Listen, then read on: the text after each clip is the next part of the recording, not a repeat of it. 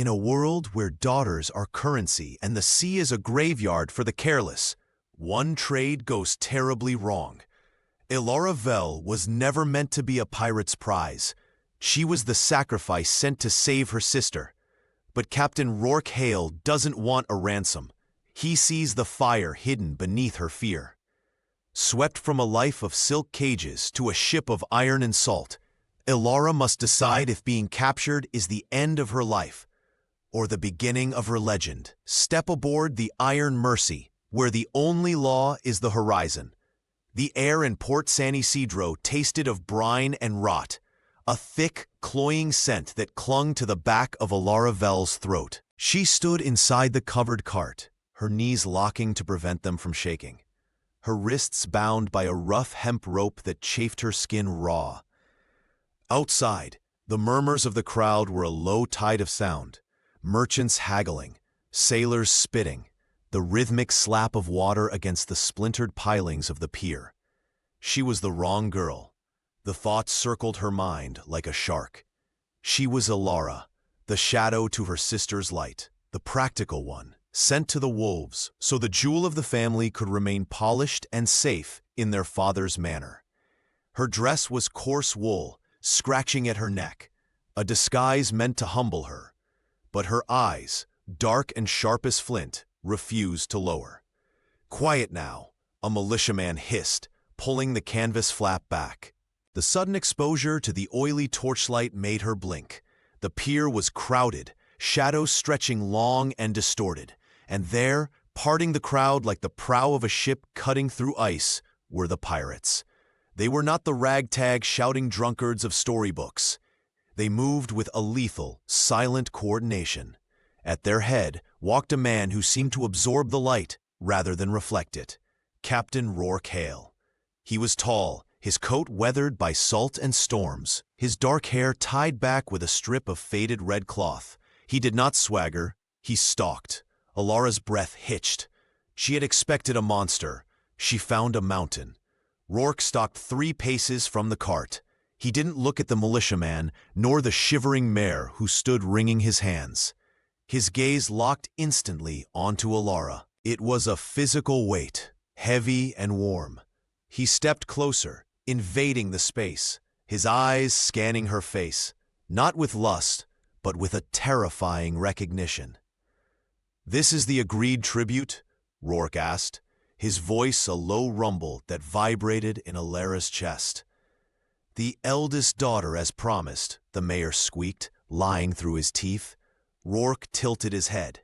He reached out, his hand large and scarred, and Elara flinched. But he didn't strike her. He merely brushed a stray lock of hair from her forehead, his thumb grazing her temple. The touch was calloused, rough as sandstone, yet his movement was agonizingly gentle. "She isn't the one you promised," Rourke said softly, ignoring the mayor's sudden gasp. He looked deep into Elara's eyes, seeing the terror and the fury warring there. "But she is the one I am taking." "Captain, the deal was—" the militiaman started. Rourke silenced him with a single glance, cold as the ocean floor. "Her. I choose her." The finality of it severed Elara's last hope of rescue. He signaled to his men, a compact quartermaster with ink-stained cuffs and a woman with eyes like a hawk, and they moved. Money changed hands, papers were stamped, and before Elara could draw a full breath, she was being led toward the longboat. "Wait," she whispered, her voice cracking. Rourke paused, turning back to her. "You have a question?" "Why?" she managed, fighting the urge to weep. "You know I am a fraud." "I know you are terrified," Rourke said, his eyes dark and unreadable. "And yet, you are the only person on this dock standing straight. Come." The Iron Mercy was a beast of a ship, black-hulled and smelling of citrus and tar. As Elara was hoisted onto the deck, the reality of her abduction settled in. She was surrounded by men who lived by violence. Rourke turned to his crew, his voice projecting without shouting, cutting through the wind. "Listen well. This woman is under my word. There will be no games, no touching her, No bargains. She is not cargo. She is mine to guard. Any man who forgets this will answer to the sea. A ripple of silence passed through the crew. They looked at Alara not with hunger, but with a sudden wary distance. She was no longer a prize. She was a dangerous object, protected by the captain's wrath. Rourke gestured toward the aft deck. "Quartermaster Quill will show you to your quarters. You will stay there until I say otherwise." "Am I a prisoner?" Alara asked, finding her voice again. Rourke looked at her, his expression unyielding. "You are on a pirate ship, Miss Vell. We are all prisoners of the wind." The cabin was small, functional, and smelled of old maps and beeswax. For 3 days, Alara saw no one but the quartermaster, Mateo Quill, who brought her meals of hardtack and fish stew with the efficiency of a clockwork mechanism. "Eat," Mateo said on the 3rd evening, placing a tray down. "Starving yourself won't make the ship turn around." "I'm not starving myself," Alara retorted, sitting on the edge of the narrow bunk. "I'm pacing. It builds an appetite."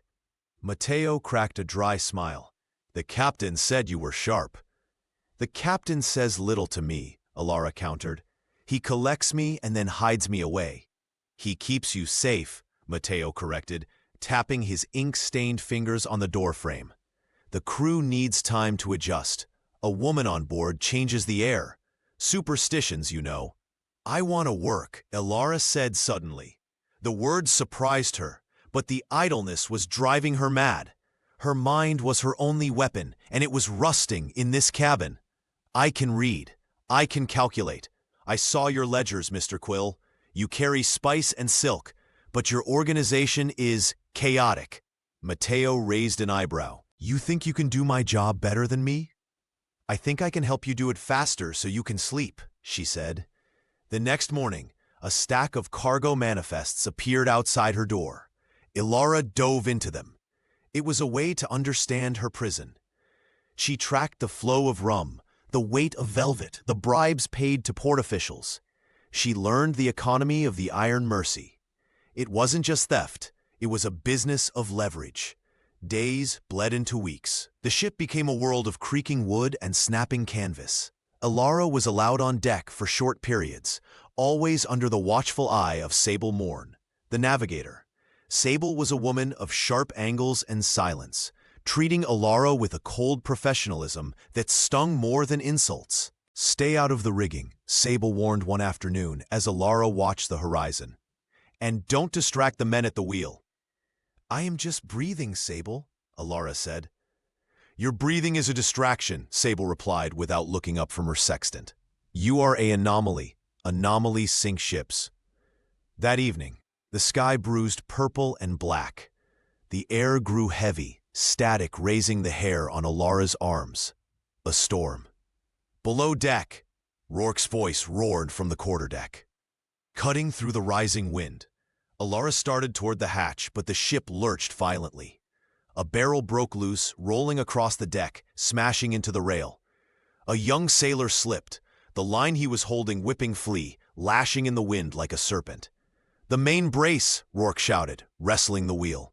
The sailor was down, clutching his ankle. The line was flailing, threatening to tangle the upper rigging. Without thinking, driven by that dangerous empathy that had cost her everything, Alara lunged. She grabbed the rough hemp rope. It burned her palms instantly, tearing at her skin. The force of the wind in the sail nearly lifted her off her feet, but she wrapped the line around the belaying pin, throwing her weight back. "Hold!" she screamed, grit in her teeth. Salt spray blinding her. Hands covered hers. Large, calloused hands. Rourke was there, his chest pressed against her back, his strength encompassing her. Together, they hauled the line tight, securing it. The ship stabilized as the gust passed. Rourke didn't let go immediately. He held her there, pinned between his body and the rail, the rain soaking them both. He turned her around, grabbing her wrists. "I told you to go below," he snarled, water dripping from his nose. His eyes were wild, fueled by adrenaline. "The line was loose," Alara shouted back, her chest heaving. "He was hurt." Rourke looked down at her hands. They were red, raw, and bleeding. His expression fractured, anger giving way to something pained. "You are foolish," he said, his voice dropping to a rough whisper, "and brave." He pulled a handkerchief from his coat and wrapped her bleeding palms, his touch surprisingly clinical yet tender. The crew watched, soaked, shivering, and for the first time, they didn't look at her as a burden. They looked at her as one of them. The storm passed, leaving the sea smooth as glass. That night, Rourke summoned her to his quarters, not the small cell she had been sleeping in, but the great cabin at the stern. He sat behind a desk cluttered with charts and strange instruments. He poured 2 cups of amber liquid. "Sit," he commanded. Elora sat, nursing her bandaged hands. "If you're going to scold me again, Captain, I'd prefer to stand." Rourke looked at her over the rim of his cup. "I don't scold, I correct.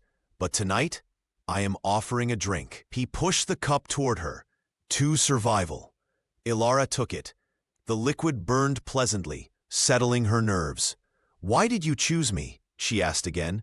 The question had haunted her for weeks. Rourke leaned back, the lamplight casting shadows across his scar. "Because when the cloth was pulled back, you looked ready to kill me. Your sister, the one they described, she would have fainted. You were calculating how to use the knife in my belt." Elora flushed. "I was not." "You were," Rourke said, a ghost of a smile touching his lips. "I need fire on this ship, Elora, not dead weight." And he hesitated, looking at the dark window. "I knew your father. Years ago." Elora froze. "You knew him?" "He's a man who trades in lives," Rourke said darkly. "He traded yours.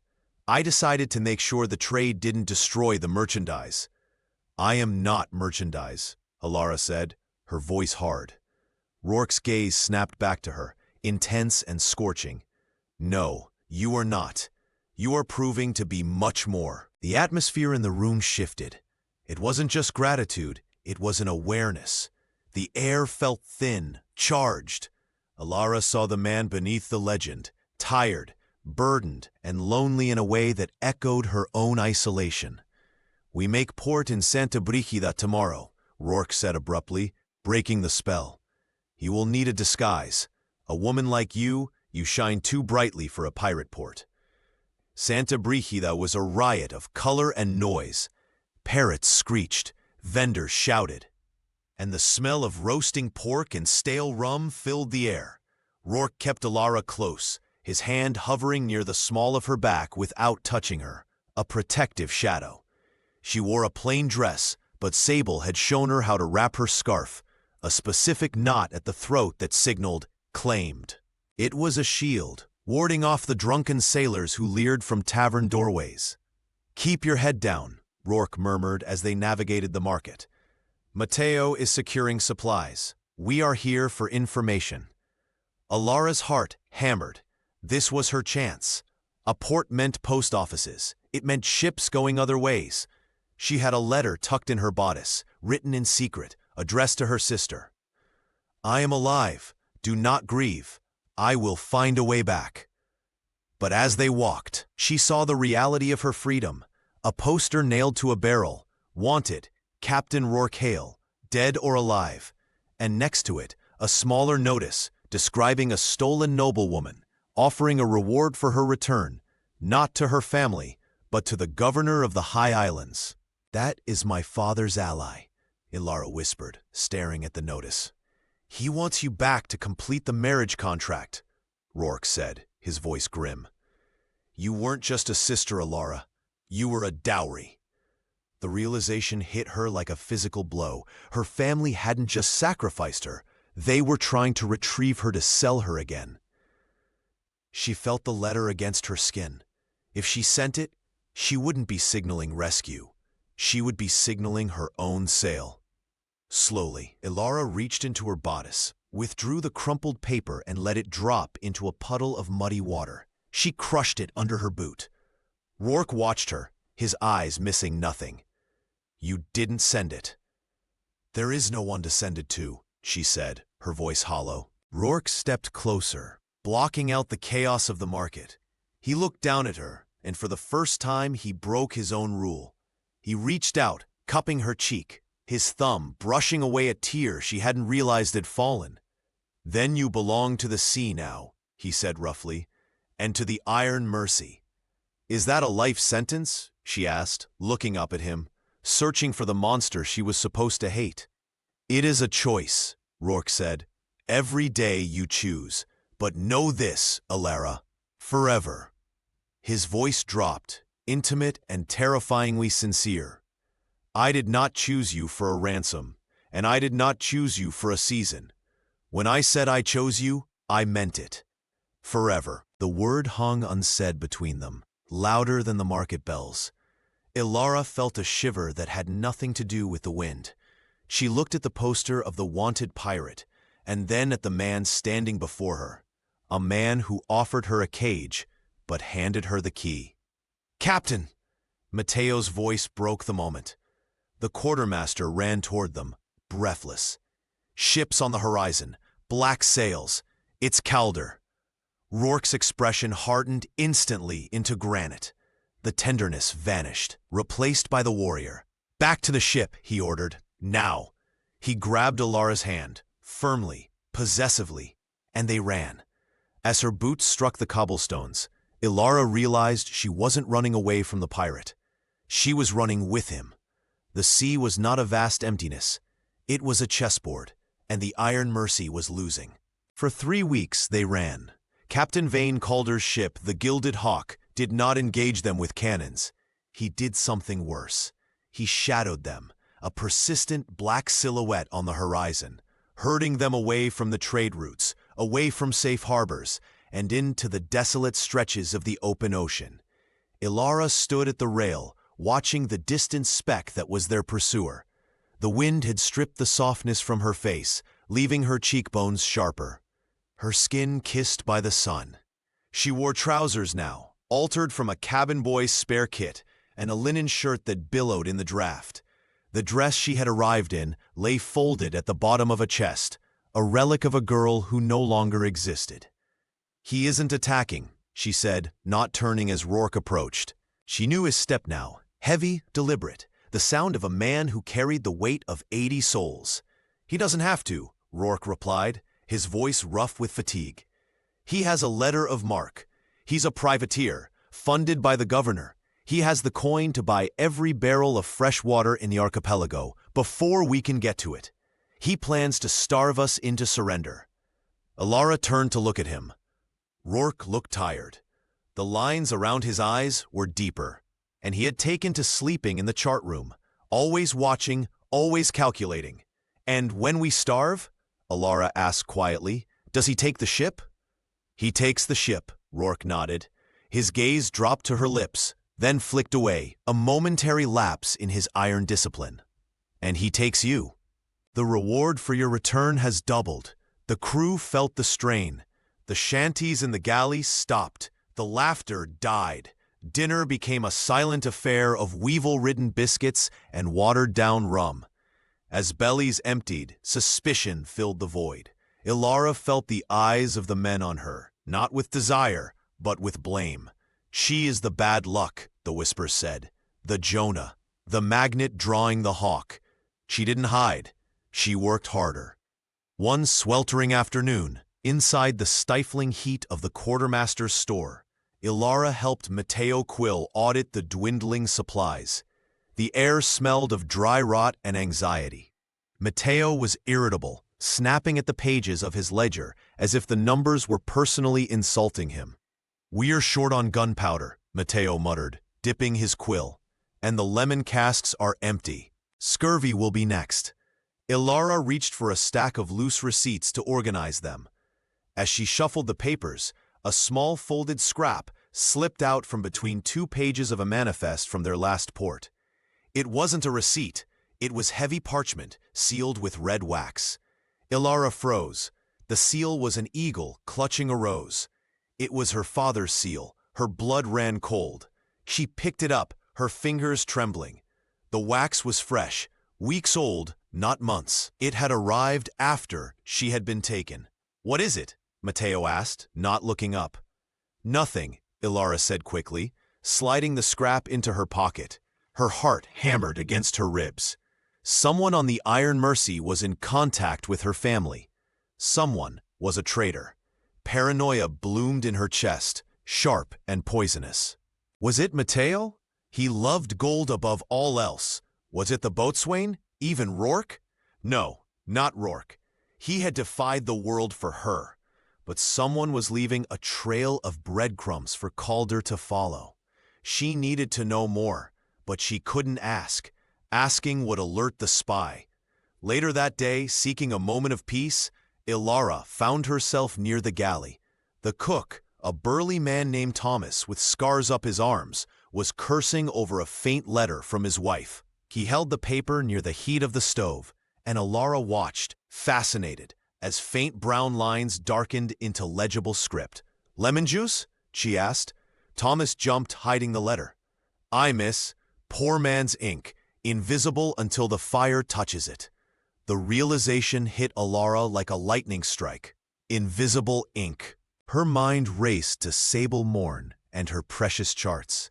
Sable, who guarded her navigation table like a dragon. Sable, who had been marking strange symbols near the islands. Symbols she claimed were false shoals where the water was too shallow for the Iron Mercy. Ilara moved with purpose. She waited until the middle watch, when the moon was obscured by clouds, and Sable was on deck taking star sights. Ilara slipped into the chart room. It was a violation of the ship's holiest law. Only the captain and navigator touched the charts. But desperate times demanded desperate crimes. She lit a small candle, shielding the flame with her hand.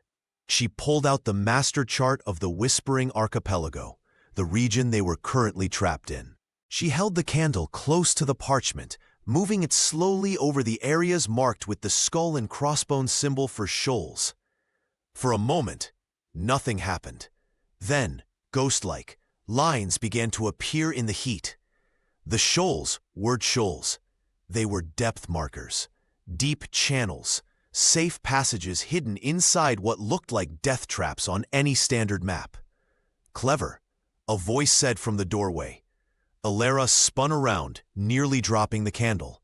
Sable stood there, leaning against the frame, her arms crossed. She didn't look angry. She looked appraised. "I should throw you overboard for touching that," Sable said calmly. "You're hiding routes," Ilara whispered, adrenaline singing in her veins. "Why?" "Because maps are power," Sable said, stepping into the room and closing the door. "If the British Navy knew these channels existed, we'd have nowhere to hide. If Calder knew, we'd be dead already." "Calder doesn't know," Ilara realized. "That's why he herds us. He stays in the deep water he knows. He thinks these islands are a wall." "Precisely," Sable nodded. "But we can't use them yet. We need a tide strong enough to push us through the Narrows, or we'll run aground for real." "We have a spy on board," Ilara blurted out. She needed an ally. Sable was prickly, but she loved the ship more than she loved gold. Sable's eyes narrowed. "Explain." Ilara produced the wax seal. Sable inspected it, her face darkening. "This was in Mateo's ledger?" "Yes, but anyone could have slipped it there." "If we have a leak," Sable murmured, "then running won't save us. They'll know where we're going before we get there." "Unless," Ilara said, a plan beginning to crystallize in her mind. A plan born of desperation, geometry, and the ruthless pirate economics she had learned. "We tell the spy exactly what we want Calder to hear." The next morning, the tension on the ship was brittle enough to snap. Rourke was pacing the quarterdeck, his mood thunderous. He had caught a deckhand sleeping on watch and had nearly flayed the man with words. When Ilara approached him, he grabbed her arm and pulled her into the shadow of the mainmast. "You were in the chart room last night," he hissed, "with Sable." "I was," Ilara said, not flinching. "I told you to stay in your quarters. It isn't safe. The men are hungry, Ilara. Hunger makes men do ugly things." "I am not a porcelain doll, Rourke," she snapped, pulling her arm free. "Stop trying to put me on a shelf. We have a traitor on board, and I know how to catch them." Rourke stopped. The anger drained out of him, replaced by a sudden, intense focus. "A traitor? I found my father's seal, she said. Calder isn't just lucky, he's being led. Rourke closed his eyes for a second, a look of profound pain crossing his face. Betrayal by a crewmate was the ultimate sin. When he opened his eyes again, they were cold steel. Who? I don't know yet, but I know how to stop Calder. How? We use the charts, Sable's secret channels. Elara stepped closer, her voice dropping to a conspiratorial whisper. We pretend we are damaged. We leak a message to the spy that we are limping toward the Devil's Teeth, the shoals on the eastern side. We say we are going to ground the ship to save the cargo. Rourke stared at her. The Devil's Teeth are suicide. If we go there, we are trapped against the rocks. Not if we take the hidden channel, Elara countered. Sable showed me. There is a cut through the reef. It's narrow, but deep. If we lure Calder in, he'll think he has us cornered against the rocks. He'll come in for the kill, but he won't know the channel. He'll run aground on the outer reef, and we will slip through the back door. Rourke was silent for a long time. He looked at the horizon, then back at Elara. He looked at her not as a woman he wanted to protect, but as a partner he needed to trust. It's a massive risk, he said. If Sable misses the mark by 10 yards, we sink. If the spy doesn't send the message, we trap ourselves. It's a choice, Elara echoed his words from weeks ago. Do we starve or do we gamble? Rourke reached out, his hand lingering on her shoulder. The connection between them crackled, electric and undeniable. You are dangerous, Elara Vell. I learned from the best, she replied softly. Do it, Rourke commanded. Write the false manifest. Make it look like we are desperate. The plan required theater. For the next 2 days, the Iron Mercy put on a performance. The carpenters hammered loudly on the hull, pretending to patch leaks that didn't exist. The sails were reefed clumsily, making the ship look sluggish. Elara sat in the captain's cabin, forging a document. She wrote a letter, mimicking the style of the ship's log, detailing a critical structural failure and a desperate plan to beach the ship at the Devil's Teeth. She left the letter on Mateo's desk, under a pile of unfiled receipts, in a place where a snooping eye would find it. Then they waited. The atmosphere was suffocating. Rourke stayed on deck, his telescope trained on the Gilded Hawk. Elara paced the cabin, her heart in her throat. If she was wrong, if the spy was too smart, or if the channel didn't exist, she would be the architect of their destruction. On the second night, a signal lantern flashed from the Iron Mercy's forecastle. Just a quick, rhythmic blink. Short, long. Did you see it? Sable asked from the helm. I saw it, Rourke growled. Someone signaled the Hawk. The bait is taken, Elara whispered, standing beside them in the dark. The Gilded Hawk altered course. It picked up speed, its sails billowing as it turned to intercept them before they could reach the safety of the shoals. Calder was coming for the kill. Helm hard to starboard, Rourke roared. Make for the breakers. The Iron Mercy surged forward, heading straight for the white, churning water of the Devil's Teeth. To any observer, it looked like madness. The reef was a jagged line of foam and black rock, a graveyard for ships. Steady, Sable called out, her eyes locked on the landmarks, a twisted palm tree and a specific rock formation. Steady. Behind them, the Gilded Hawk was closing in, cannons run out. Calder thought he had them pinned against the wall. Now, Sable screamed. Hard a port, thread the needle. The helmsman spun the wheel. The ship groaned, heeling violently. Elara grabbed the rail, spray soaking her face. They turned into the foam for a terrifying second. Elara thought they had struck. The water boiled around them, rocks leaming on either side so close she could almost touch them. But the keel didn't catch. They slid through a gap in the reef, no wider than a church aisle, the hidden channel guiding them into the calm lagoon beyond. A tremendous crash echoed behind them. The Gilded Hawk, following their line but ignorant of the twist, had plowed straight into the outer reef. Wood shrieked as the hull shattered. The pursuer was broken. A cheer went up from the crew of the Iron Mercy, a raw, guttural sound of relief and victory. Rourke didn't cheer. He turned to Alara, his eyes blazing with a mixture of adrenaline and something hotter, deeper. He crossed the deck in 2 strides and pulled her into him, lifting her off her feet. "You did it," he breathed against her hair. "You saved us." Alara clung to him, feeling the thunder of his heart against hers.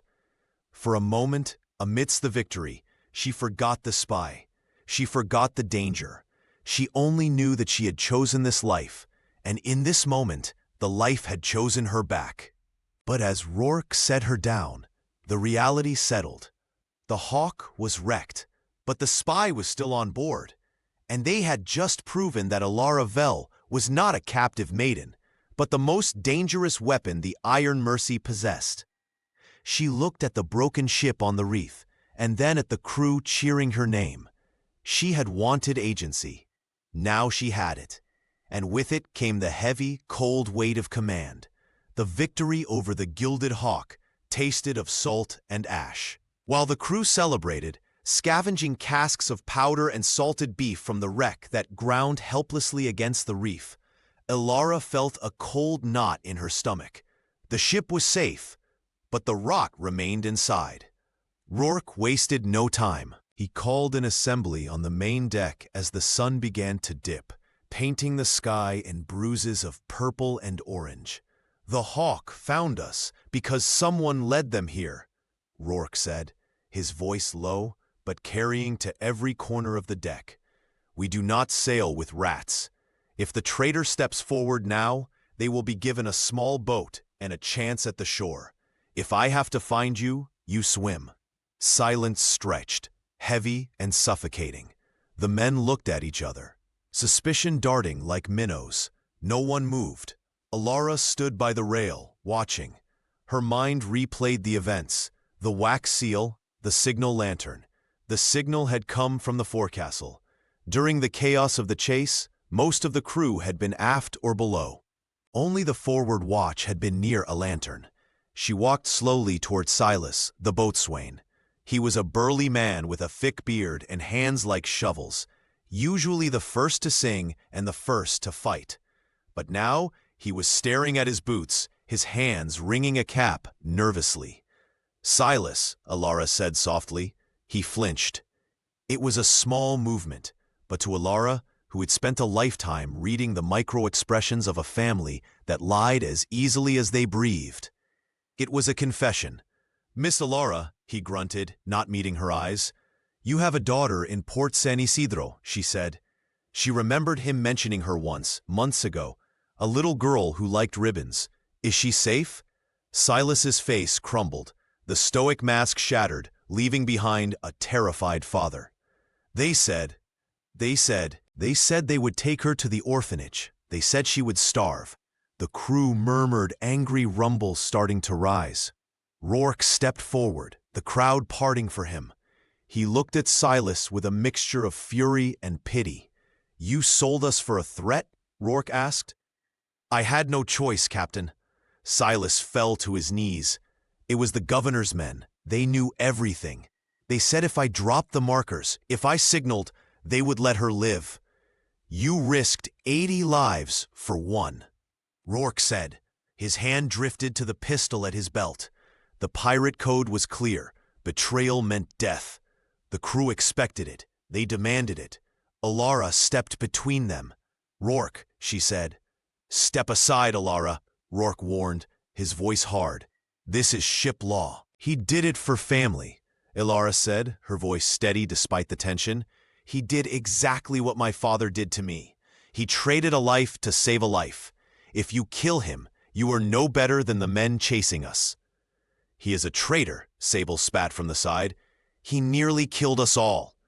"He is a victim," Alara countered. She looked at Rourke. "Exile him. Leave him at the next port. But do not kill a man for loving his child." Rourke looked at her, and for a long moment, the only sound was the creak of the rigging.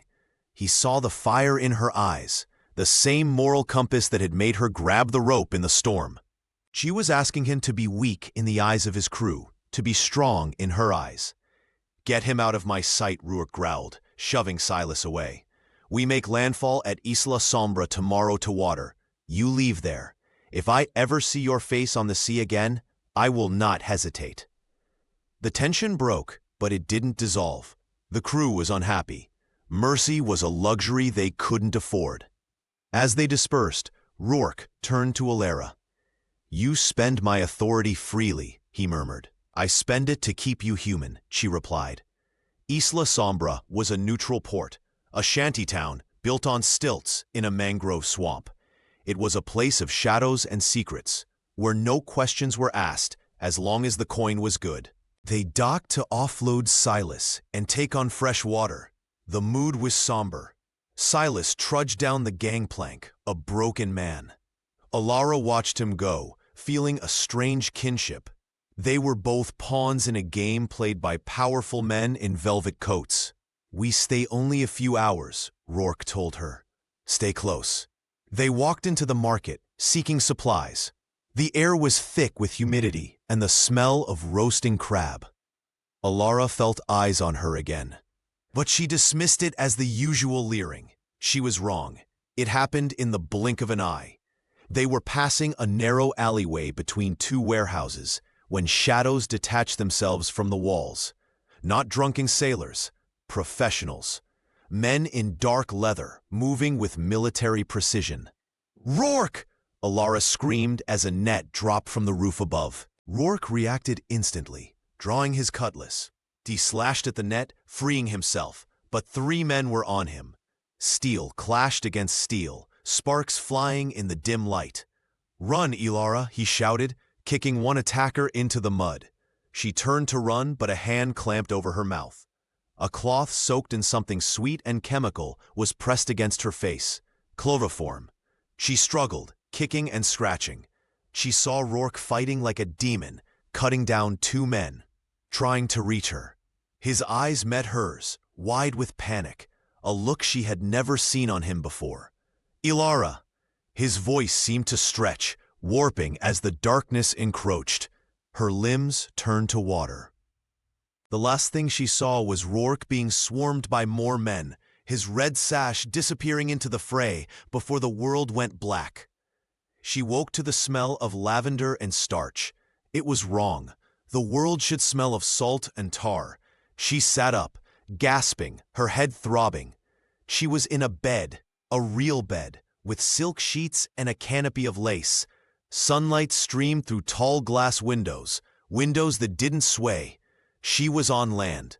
Alara scrambled out of bed. She was wearing a nightgown of fine white linen, her trousers, her boots, her knife, all gone. She ran to the window. Below her lay a manicured garden, and beyond that, high stone walls patrolled by soldiers in red and gold uniforms. Beyond the walls, the sea stretched out, blue and indifferent. She recognized the fortress, the citadel of St. Jude, the governor's stronghold.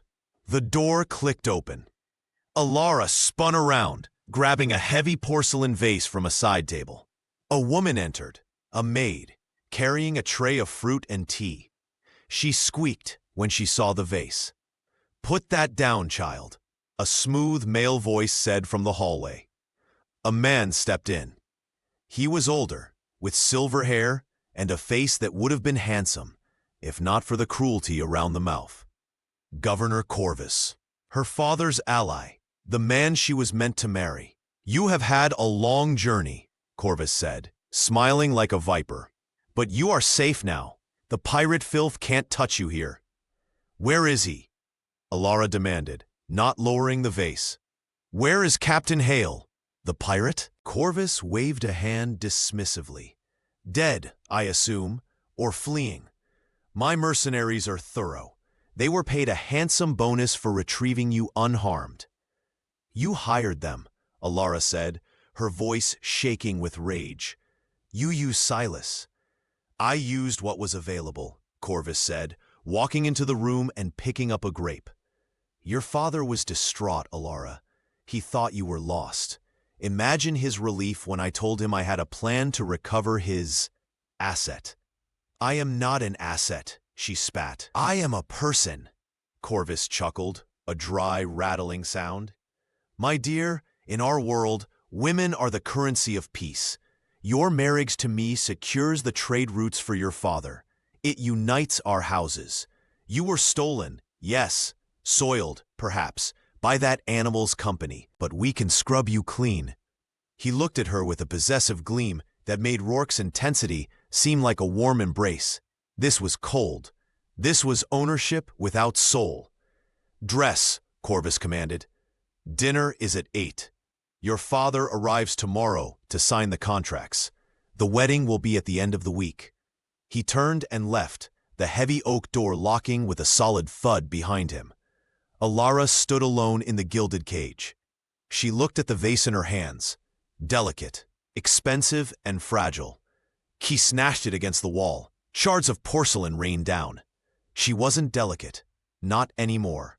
The sea had weathered her. Rourke had sharpened her. She went to the window and looked out at the ocean. Rourke wasn't dead. She refused to believe it. He was out there, but he couldn't storm a fortress with one ship. The Iron Mercy would be blown to pieces by the Citadel's cannons before it got within a mile. She was on her own. Elara picked up a sharp shard of porcelain. She looked at her reflection in the mirror. The fine linen, the clean hair. It was a disguise.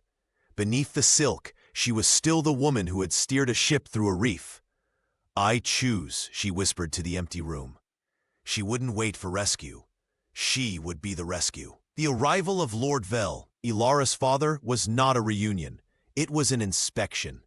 He arrived in a carriage of black lacquer, stepping out with the air of a man checking a ledger for errors.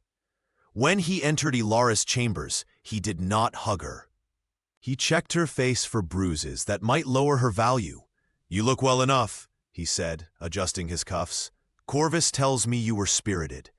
I trust you have learned that spirit is expensive. Elara stood by the window, wearing a gown of heavy brocade that felt like a suit of armor. I learned that value is not determined by the seller, father. It is determined by the buyer. And you sold me cheaply. Lord Vel's eyes narrowed. You are speaking like a fishwife. Tomorrow, you marry the governor. You will secure the southern trade routes. You will smile. And you will forget that time on the ship. I forget nothing, Elara said, her voice eerily calm. That evening, a banquet was held in the great hall. Governor Corvus drank deeply, boasting of his impregnable fortress. Elara sat silently, her hands folded. But under the table, her fingers worked. She had swiped a ring of keys from a drunk guard's belt when he stumbled against her chair, a trick of distraction she had learned watching Matteo cheat at cards. She waited until the heavy port wine had dulled the senses of the men. Pleading a headache, she was escorted back to her room, but she didn't stay. Using the stolen keys, Elara slipped out into the corridor. She didn't run for the gates. They were too heavily guarded. She ran up. The fortress lighthouse stood at the edge of the cliffs, a beacon for the governor's navy. Elara climbed the spiral stairs, her breath coming in ragged gasps. At the top, the great oil lamp burned, magnified by mirrors. She didn't extinguish it, she disrupted it. She found the gear mechanism that rotated the shutter and jammed a metal distinctive pin into the cogs, forcing the light to stutter. Long, short, long. The rhythm of the Iron Mercy's call sign. She pressed her face against the glass, staring down into the black abyss of the ocean. See me, she whispered. Please, see me. For 10 minutes, there was only darkness. Then, far below, in the churning water where the riptides were deadliest, a place no sane captain would anchor, a single tiny spark flared. A lantern, shielded and unshielded 3 times. He was there. The wedding day dawned with a sky the color of a bruise. The chapel was filled with the elite of the colony, men in wigs and women in pearls, all whispering about the bride's scandalous abduction. Elara walked down the aisle. Her face was veiled, hiding the fierce determination in her eyes. Corvus waited at the altar, looking smug. Her father stood in the front row, looking satisfied. The priest began the rites. We are gathered here to join this man and this woman. Boom. The sound wasn't thunder. It was the distinct, throat-rattling cough of a 12-pound cannon. The stained glass window above the altar shattered inward. Panic erupted. Screams filled the air as chunks of stone rained down. "Pirates!" a guard shouted, bursting through the doors. "They're climbing the cliffs! They're inside the walls!" Corvus drew his sword, grabbing Ilara's wrist. "You signaled them," he hissed, his face twisting. "You witch!" "I am not a witch," Ilara said, stomping hard on his inkstep with her heel. "I am a navigator." Corvus howled and released her. Ilara didn't cower. She grabbed a heavy candelabra from the altar and swung it with all her strength, striking the governor across the jaw. He went down in a heap of velvet and rage. The doors of the chapel burst open again, but this time it wasn't a guard. It was Rourke. He was wet, bleeding from a cut on his forehead, and looked like the god of storms. Behind him were Sable, Mateo, and a dozen screaming pirates. "Ilara!" Rourke roared, his voice cutting through the chaos. "Behind you!" she screamed. A soldier lunged at Rourke's back. Rourke spun, parrying the thrust and kicking the man away. He fought his way up the aisle. A whirlwind of steel. Ilara didn't wait to be rescued. She saw her father cowering behind a pew. She looked at him, really looked at him, and saw a small, frightened man. She turned her back on him and ran toward the pirate. They met in the center of the ruined chapel. Rourke grabbed her, his hand tangling in her veil, tearing it away. "You came," she breathed. "I told you," Rourke said, his chest heaving, his eyes scanning her for injuries. "I chose you. That doesn't expire." "The gates are blocked," Sable shouted, firing a pistol at a chandelier to drop it on a squad of reinforcements. "We have to go over the wall." "The cliffs?" Ilara asked, eyes wide. "Do you trust me?" Rourke asked, gripping her hand. "Always," she said. They ran. Out of the chapel, across the courtyard where the battle raged, and up to the ramparts overlooking the sea. The drop was terrifying, 100 feet to the dark water. "On 3, Rourke said. 1, Ilara counted, her heart pounding a rhythm of freedom. 2, 3. They leaped. The air rushed past them, stealing her breath, and then the cold shock of the ocean swallowed them. They surfaced, gasping, the salt water stinging their eyes. A longboat was waiting, bobbing in the swell. Strong hands pulled them aboard. As the boat pulled away toward the silhouette of the Iron Mercy, Ilara looked back. The fortress was shrinking, a stone tooth against the sky. Her father, the governor, the silk dresses, they were all small, insignificant things. That night, the Iron Mercy was miles away, safe in the open ocean. The stars were bright and hard, diamonds scattered on velvet. Ilara stood on the quarterdeck, wearing dry clothes, her trousers, her shirt, her boots. She felt clean. Rourke came to stand beside her. He didn't say anything for a long time. He just watched the wake of the ship, the phosphorescence glowing like magic. "We are officially outlaws in every port south of the equator," Rourke said quietly. "There is no going back for you now, Ilara. No dowry, no title." "Good," she said. She turned to face him. "I never wanted to be a title. I wanted to be a verb. I wanted to do, not just be." Rourke smiled, and this time it reached his eyes, softening the harsh angles of his face. He reached out, taking her hand, the hand that had mended sails, decoded charts, and struck a governor. He brought her knuckles to his lips. "Then what is your command, navigator?" he asked. Ilara lit at the horizon, endless and open. She looked at the man who had seen her when she was invisible, who had given her a cage, and then handed her the file to cut the bars. She stepped closer, closing the distance until their chests touched. She rested her head against his shoulder, listening to the steady beat of his heart, the rhythm of her home. "North," she whispered, "towards the unknown." Rourke wrapped his arms around her, holding her tight against the wind. The ship groaned comfortably beneath them, a living thing carrying them toward a future that was unwritten, dangerous, and entirely their own. She was finally free. She was finally home.